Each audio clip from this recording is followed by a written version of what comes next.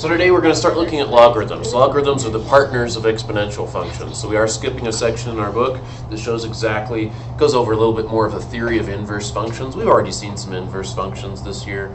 We're going to go over that theory more heavily later next semester. So I think we're just going to start looking at logarithms right away.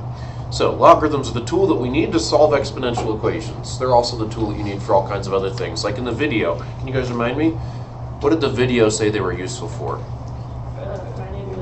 Why your eyes are red and it's Great. So that's one really specific application, yeah? The video also mentioned a bigger use or utility of logarithms. Computer science, yeah, I'm thinking not of specific applications though, but in general, more mathematical. They said they're useful for when your numbers are really big or really small. Now you can see a lot of the logarithm problems I have on the board don't involve really huge numbers or really tiny numbers, do they? But that's another use of logarithms, is for really big things and really small things. They pop up everywhere. Tomorrow I'm going to show you guys a video a little bit about where they started to first come up in history, but they're useful for all kinds of different reasons. We're going to use them mainly for being the inverse of an exponential function. But first we got to just be able to change between one form and another with the logarithms, okay? So this is the way the video presented logarithms. I like the way it did it, so I'm not going to do it like our book. I think the video's better. It says, how are you supposed to read that? Log of the base times the number equals The base raised to the power equals number. See, if you understand logs that way, you've already got it. This says the log base b of a number n equals p. It's key that you understand a couple different perspectives on logarithms. Once you do, I mean, they're super easy to use, okay? So logarithms, base raised to power equals number. That's the exponential or the alternative form of a logarithm. So the alternative form of this, the equivalent statement in exponential land, not log land, is the base raised to the power equals the number, just like you guys just told me. That and that mean exactly the same thing. So then why do you need two forms? Well, there's lots of reasons, and I think you'll come to understand that over the next couple days. At least some. Okay? Another way you really want to understand logarithms is where is the input and where is the output on this new logarithmic structure that we're working with. The input number here is what? Is it the b, the p, or the n? What's being stuck into the logarithm machine? Because it's a function just like any other function. What's being stuck in? N. You can put clarifying parentheses there to see what the logarithm's chewing on. It's chewing on the n. That's the input that you throw into the machine. What pops out of the machine? P. B is just something about the precise nature of that machine, the size of its gears, if you will. Okay, that's another perspective you want to have. All right, so first we're just going to do some real easy stuff. Let's convert the forms on these guys, and then we'll do some simple computations without a calculator. Okay?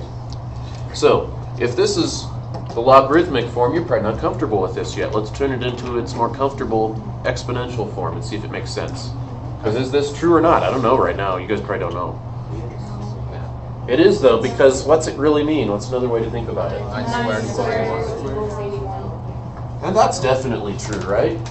So that's something we've all known for quite a while, since maybe even elementary school, but at least middle school, right? So that tells you that when you put 81 into log base 9, what do you get out? 2. That's another way we're going to start thinking starting today. Okay? So when you put 512 into logarithm base 2, that base 2 machine outputs what? 9.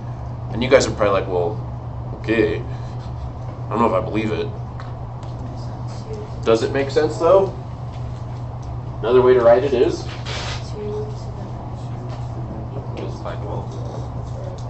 Now that was in our power tables, it was a little high. Remember, you want to count just like the guy did on the show a second ago. Even on your power tables, hopefully that number doesn't seem too unreasonable. 2, 4, 8, 16. Why did I teach you power tables? We're starting to use them. 32, 64, 128, 256, 512. These are all important to know because these are like file sizes on your computer, by the way. 512 is how many fingers am I holding up? 9. My one doesn't want to stay down, but 9. Yeah. So That is correct. So that means this is correct. If you put 512 in the logarithm base 2 machine, what do you get? 9. Okay? So of course we could do these other ones the same way. So the logarithm base 4 machine, if you give it a 16th, it outputs a negative value. Does that make sense? Because 4 to the negative 2 power, negative exponent, again means flip. That means this, which is 1/16th, right? So check mark. That's right too. So can you get negative numbers out of a logarithm? Yes. Yep. This one, I didn't even specify what kind of machine it is. I just said it's a logarithm base something, base B. How do we know we get 0 out of it if I don't even know what the machine is? Anything to 0 is 1. Awesome. You guys hear Audrey? She said anything to 0 is 1. Perfect. Doesn't even matter what the machine is in that case. That confirms what we were talking about yesterday with exponential graphs. Exponential graphs, unless you transform them, the first point above that asymptote, here's the asymptote, how high is that next point above it? It's 1 above it, unless, of course, you stretch it or something and make it move up higher. Okay? So there you go. So there's some conversions that way. I'm going to erase these just so we don't get too many things on the board. Trying to get them all in the video here. Let's just do 2 conversions the other way. Now we know this is true, right?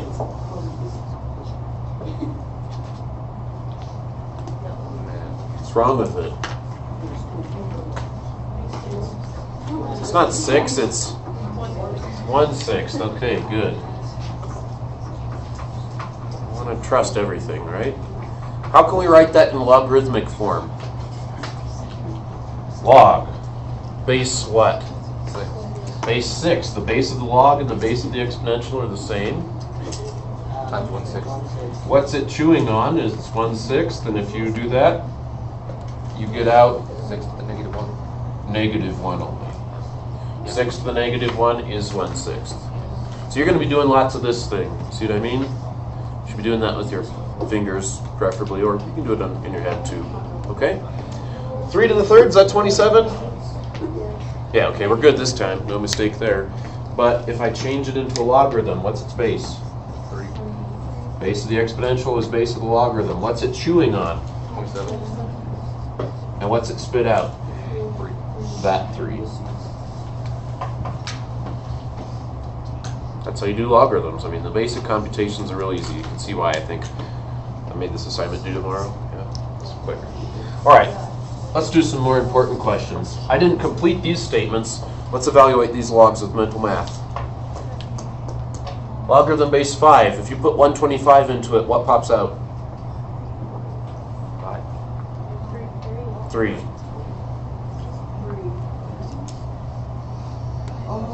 5 cubed is 125, right?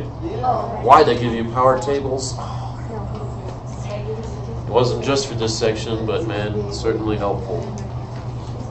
Otherwise, this section would have been hard for you guys.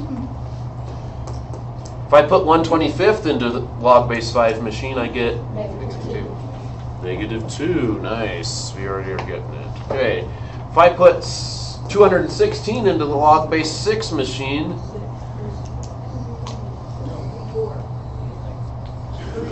that's 6 cubed. Do I have to put nice things into my log machines? No, of course. Let's do a couple tougher ones in a second, but let's finish these first. So what happens if I put, what's this number? 100 million. 100 million. If I put 100 million into the log base, oh, there's no base written down. Automatic 10. It's automatic 10. If there's no base, there is a base. It's just you're supposed to understand that that base is 10. So like that button that they immortalized on the calculator, the button that says log on your calculator, it has a base. Its base is 10. Okay, so this one you could put in your calculator right away. What's your calculator going to tell you? 8.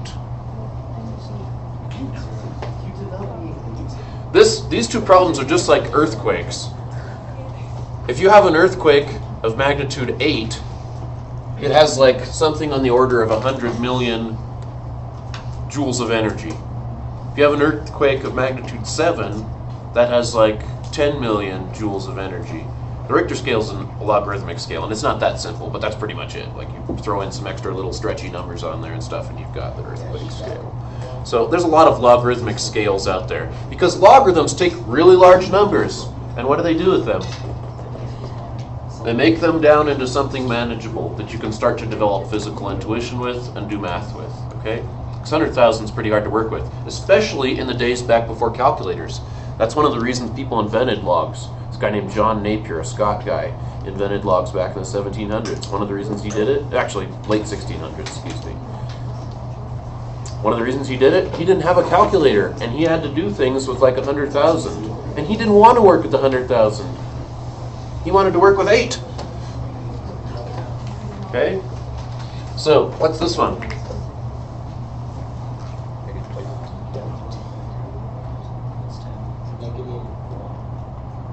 I hear negative from a few places around the room. Very good. Why is this negative? What's a decimal? Can you rewrite that decimal in more friendly terms? This is the same thing as what?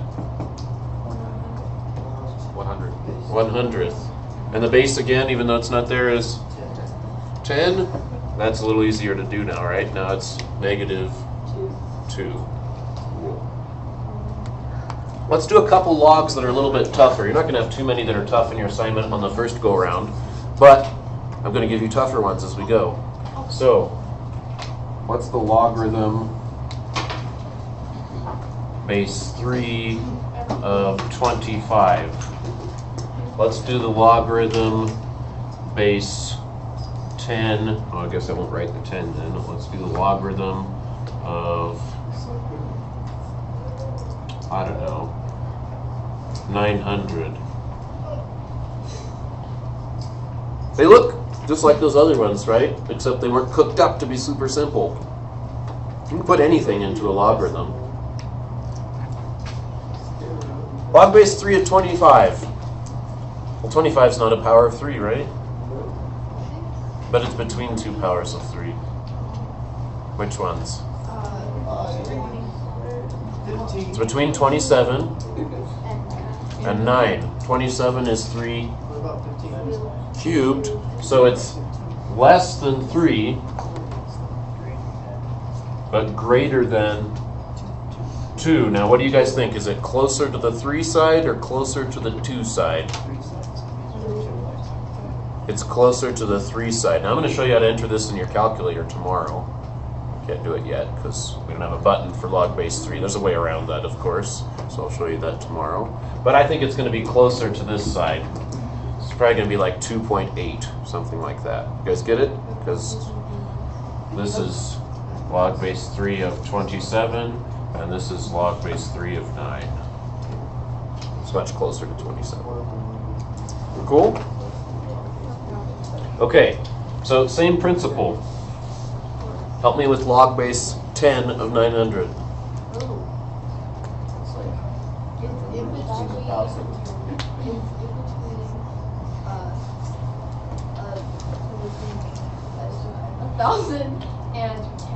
It's in between 1,000, I like that, and 100.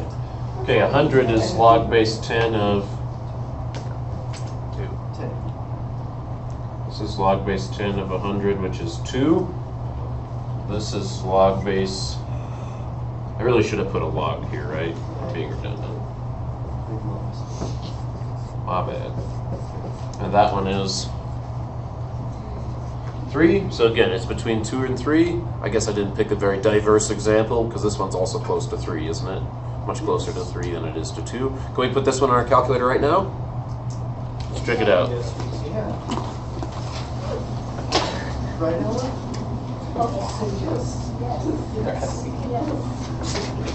Bradley's going all Mr. Rogers on this. Much closer to 3 than it is to 2, right? 2.95. I think that makes sense. It's much closer to the 3 side than it is to the 2 side. 2 sides only 100, 3 sides 1,000, 900 is close to 1,000. Okay, so you can do logs that aren't quite exact as well. I think in your first assignment you're going to get mostly nice, friendly, easier ones. But, okay? Let's look at one more thing. Okay. Okay, last thing I thought we'd do today, we were introduced to basic logarithmic computations. Let's start looking at the function just a little more carefully and seeing how we can use it to get cats out of trees. Okay? So, here's like, what's he talking about? Well, we're going to find out. Getting that x down. That's exactly what I'm talking about. Nice, Josh. You remembered. Great. Okay, so, do I have a logarithmic function as f? That's not a log, is it? That's an Exponential. exponential. Which kind? Growth. Growth, right? Clearly the base is more than 1. It's growth. Let's plot some points just to get a sense of the shape. We already know the shape, but let's just plot some points just for the heck of it. So if I plug in 0, what am I going to get? 1. If I plug in 1, what am I going to get? 1.25. If I plug in 2, I'm going to have to either use my calculator or be smart. I'm going to try to avoid using my calculator. You guys can, though, if you want to as we're going. 1.25 is what fraction? 5/4. 5/4. So to square 5/4, don't you do 25 16ths? You guys tell me, what's that work out on your calculator as? 1.5625. Thanks, Josh. So that's 25 16ths, in other words, right? Okay, negative powers. Well, those shouldn't be any harder. Instead of 1.25 or 5/4 over here, I'm going to flip it, right? What's 5/4 if you flip it? 4/5. That's 0.8. If you flip 25 16ths, in other words, do the negative 2 power, right, and put that in there, then you're going to get 16 25ths. I'll just write it down here.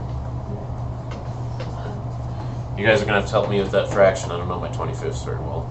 What is that? 0.64? About? Okay. So that's the exponential. Let's start graphing it. So at 0, it's 1.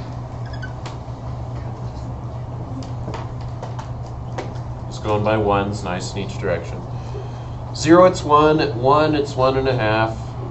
Or, excuse me, 1 1/4. A little more. Starting out slow. It's going to grow fast because it's exponential, but not yet. It's still kind of slowish. Got that, right? At negative 1, it's 0.8. At negative 2, it's 0.6.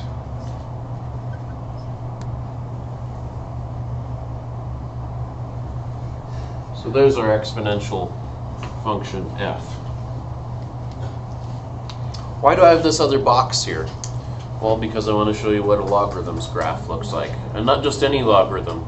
The logarithm that goes with this exponential.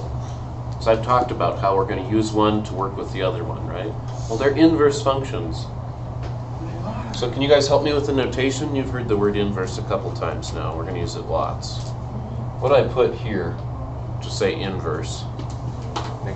Negative 1. Negative 1 power. Very good. Just like matrix inverse, the name tag for that was negative 1 power. I think that comes from the fact that when you're multiplying, that negative 1 power means divide. Now for other functions it doesn't make sense, but that's where the notation comes from. It comes from the multiplicative inverse, which is division. Just reminding you. Okay, so how do you find the inverse of one function from another? I'm not going to show you that till chapter 9 for anything. By chapter 9 we'll just start doing it for everything. Right now we're kind of being specific. What did I do with the x's from up there? I switched them and I made them the y's down here. So what do you think goes in these blanks? The same thing that's in the y zone. So what's here? 1.64. And here? 0.8.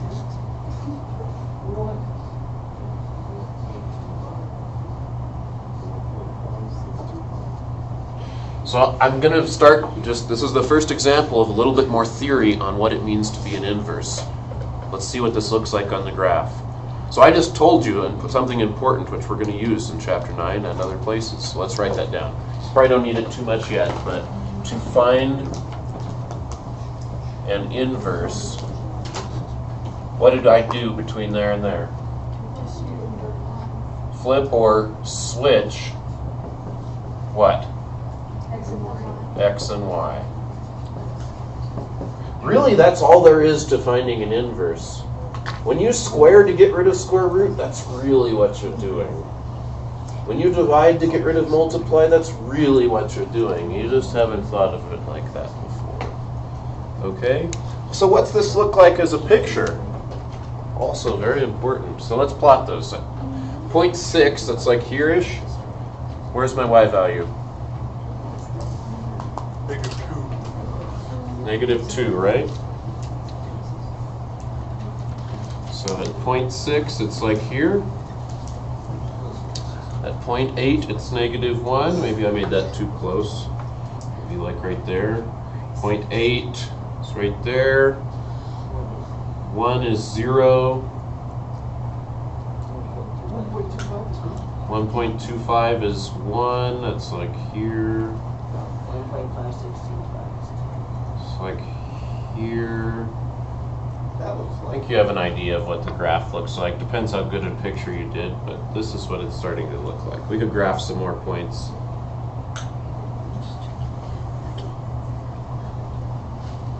That's not a great picture, but that is, besides calling this f inverse of x, what can I call that red curve? Logarithm x. Yes. Logarithm what? Logarithm base what? Inverse. 1.25. Yeah. Nice, James. Of x, because that's where the input goes, right? So it's logarithm base 1.25 of x. That's what we've graphed there. Now you guys tell me, besides switching x and y's to develop the inverse, what's it do to the picture if you switch x and y's? It's a transformation, right? It's a new transformation. It's a flip, but which way? Be precise. It's not this flip, is it? It's not a vertical negative outside flip. It's not a horizontal negative inside flip. Kind of both, kind of neither one. Diagonal. Does this help you guys?